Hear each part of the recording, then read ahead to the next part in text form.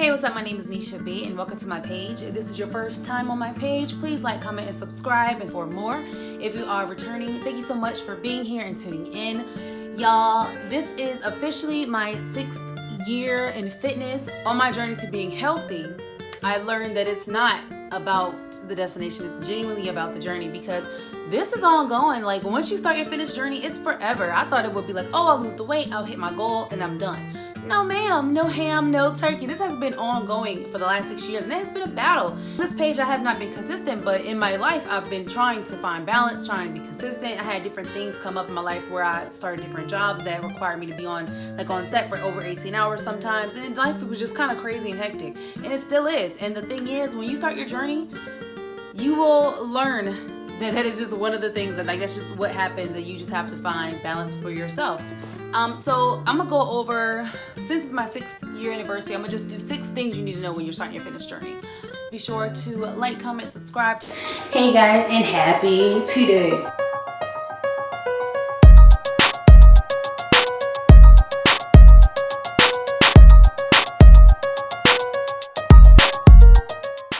Number 1, this is truly a journey, and like any journey that you read about online or whatever the case, reading a book, you have to enjoy the journey. It is hard starting something like this, really taking back your fitness, putting it back into your own hands, and just making that decision. I've seen a really powerful TikTok before, and the guy was like, it's something about the power of deciding. If I find it, I will have his link to that actual TikTok below, because it was that good.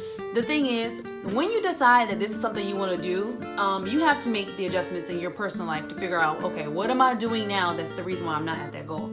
I talk a little bit more about this, of course, in my book Homebody, and if you want something to go along with these tips that I'm giving you right now, you can get my book Homebody, is in link below. It is about, I think, $13, and it is something that you can keep with you along your journey, so you can remind yourself of why you started and helping you with triggers and things of that nature. So that is my first tip. You need to understand that this is a journey and it's ongoing. I thought that there was a destination. There is not, because the thing is, with weight loss, once you lose the weight, now you have new goals that have come up in your head. Now you want to be toned. Now you want to be extra fit. Maybe you want to start getting weightlifting. Maybe you want to do other things, but it's a journey and it's ongoing. And if you look at fitness as a part of your true life and not just something to do real quick so you can get it over with because you're forcing yourself and you're suffering, you will find yourself enjoying it a lot more and getting through it a lot faster than average people who look at it as a punishment. Fitness is not a punishment. It allows us to live a longer, healthier life. And if you look at it from that perspective, you'll find yourself enjoying the journey. You need to look at it as a journey, understand that this is ongoing, and then decide that this is something that you truly want and make it a part of your life. You don't have to train every single day. You don't have to work out every single day. You don't have to eat clean every single day. But you got to make a conscious decision that this is something that you want to do. And with anything you want to do, you have to stick to it. So however consistent you are is how much progress you will see in your personal journey. Number 2, body dysmorphia. So I didn't realize that I had body dysmorphia and eating disorders and etc.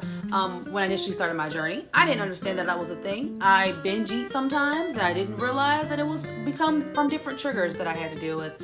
I spent a lot of time praying, meditating. I spent a lot of my initial years dealing with the thing that caused me to be depressed again. And when I had gained the weight, that was like my very first real heavy depression was out of college or out of high school. And when I got out of high school, I started my company with my mom. We ended up shutting that company down, I think 4 years later, but that was all I did. Like, that was my company, because I worked other places, but I had quit all those places and started, working at my company. That was my baby. And when we closed it, I was extremely depressed and didn't realize I was as depressed as I was. I was not coming out of the house, etc. We had started another company, that kind of covered in that space, but it's something about the first, for me anyway, as an entrepreneur, it was something about my very first company that kind of made me sad about the fact that that it ended. So I had to understand that these are my triggers, and when I did my fitness, I learned that I am a lot more critical on myself, and hopefully not too critical on other people around me, but I know I'm critical on myself, and I picked myself apart. So for me, in my journey, it was a little different because I had to deal with the fact that I was never truly happy. That's why I say it's a journey and not like a destination, because even when I lost the weight, I still was not happy. I still found things wrong with me. I still felt like I wasn't doing enough. There were things that I still needed to accomplish, and you should always have goals, but you should be celebrating. When you reach a goal, you have to celebrate. That brings me to point 3,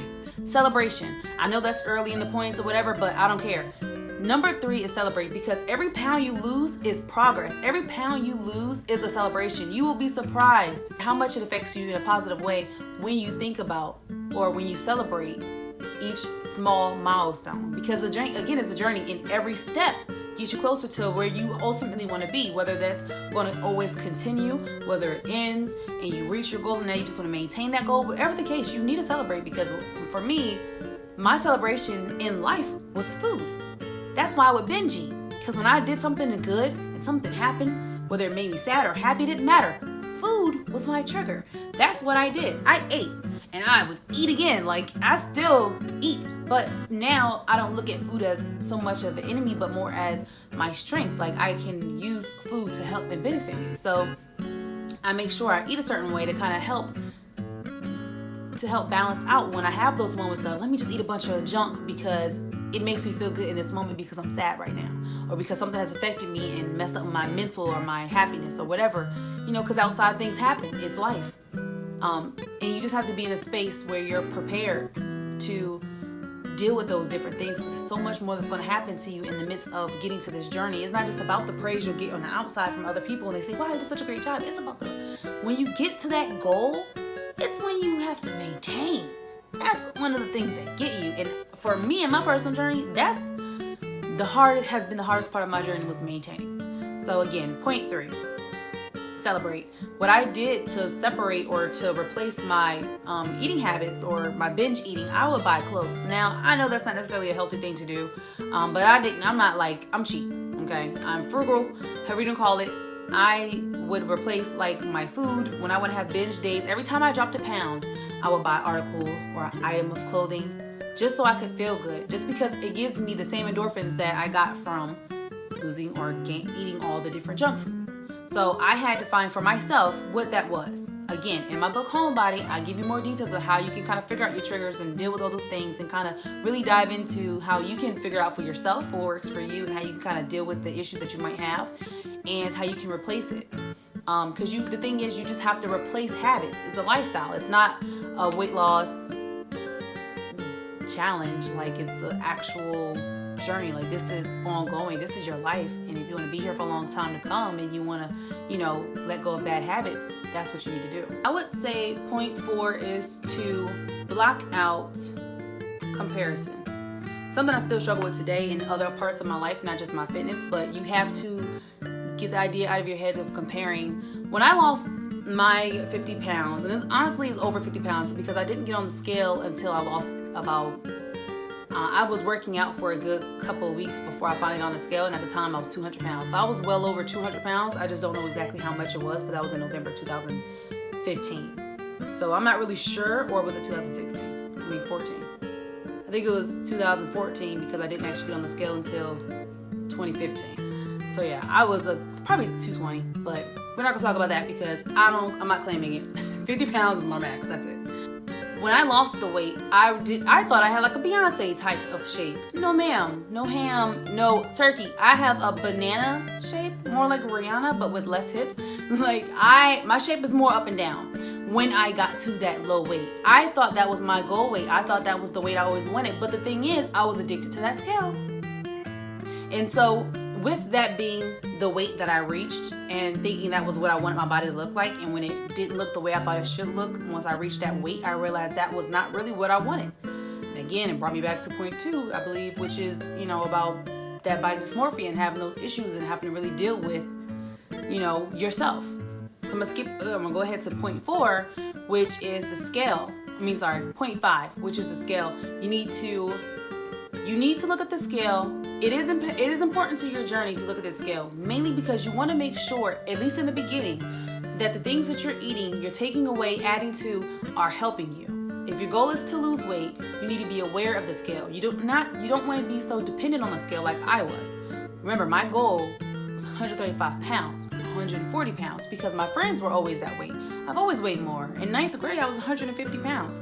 My doctor said you gotta get healthy or get active so you don't gain more or be overweight. I didn't listen apparently, or clearly I didn't listen. But just because the scale is set at a certain amount, unless your doctor is telling you, hey, this is unhealthy for you, and if you hit this particular weight, with your body type, with your blood, etc., you'll develop diabetes or something of that nature.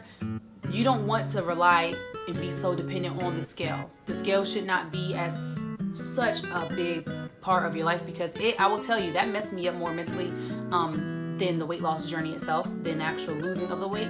It was that scale, because the first time I tried to lose weight was in 2013, and mind you, I was already heavy. I probably was 180s, and I was trying to lose weight.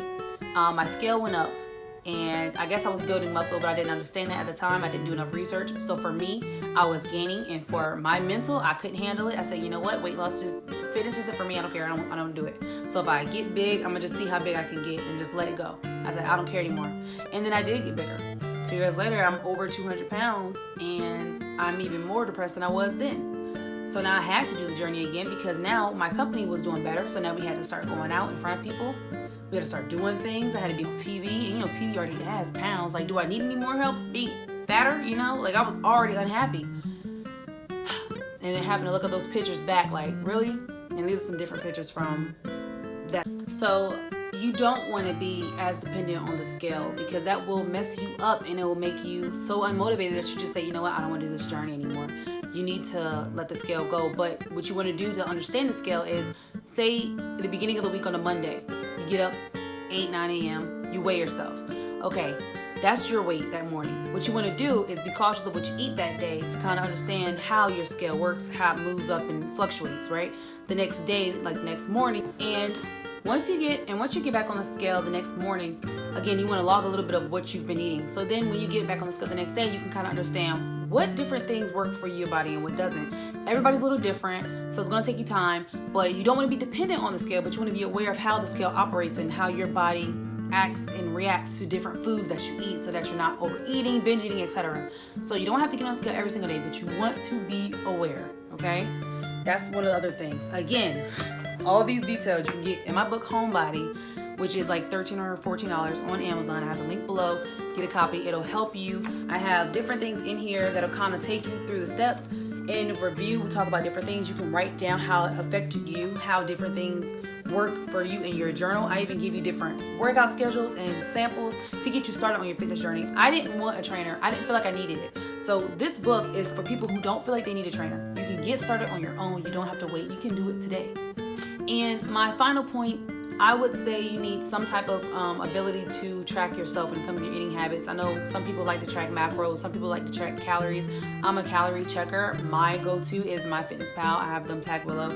And I've been with FitnessPal for 2,000 something days. Ever since I started my journey in 2015, I've been with FitnessPal. All right, I'm running out of space up here, so I have to like rush through it a little bit. But yeah, so you want to get some kind of way to track your food, whether you just write it down on your computer, keep it on your phone in your notes, or get an app, whatever you need to do for yourself. You want to keep track of macros and or calories, carbs. I wouldn't say keto. I'm not a fan of diets because things are not long. You can't do it for a long time. The reason why I keep my calories in my FitnessPal is because I can just see when days I don't do well, I put it in anyway. It's not about being perfect or being great every single day. It's about just being aware. What did I eat? And when I see my scale go up 2 pounds, oh, I know what I've eaten. The last week I've had ice cream every day. This week, that's why my scale's going up. And it's about that. It's about being aware, being conscious, and really comprehending the fact that if you don't do like you're supposed to do, you're not gonna get the results that you desire.